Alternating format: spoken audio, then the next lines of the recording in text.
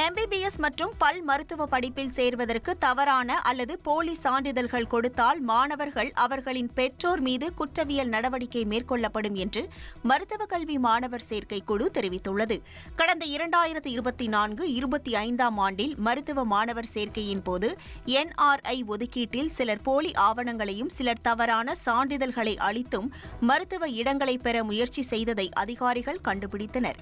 இதுகுறித்து மருத்துவக் கல்வி மாணவர் சேர்க்கை குழுவினர் விசாரித்தபோது அந்த தவறுகளை தாங்கள் செய்யவில்லை என மாணவர்கள் தெரிவித்தனர்.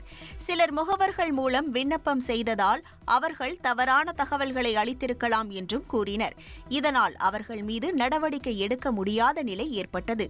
இந்த நிலையில் விண்ணப்ப பதிவின் போது கடைபிடிக்க வேண்டிய நடைமுறைகள் குறித்து அறிக்கை வெளியிட்டுள்ள மருத்துவ கல்வி இயக்குநரகம் பல்வேறு எச்சரிக்கைகளையும் விடுத்திருக்கிறது. அதன்படி விண்ணப்பத்தில் அளிக்கப்படும் அனைத்து தகவல்களும் உண்மையானவை, சரியானவை என்பதை மாணவர்கள் உறுதி செய்ய வேண்டும் என்று தெரிவிக்கப்பட்டுள்ளது. விண்ணப்பத்தில் மாணவர்கள் அளிக்கும் மதிப்பெண் விவரங்களில் பிழை ஏதும் கண்டறியப்பட்டால் சம்பந்தப்பட்ட மாணவர்கள் மருத்துவ இடத்தை இழப்பார் என்றும் தெரிவிக்கப்பட்டுள்ளது.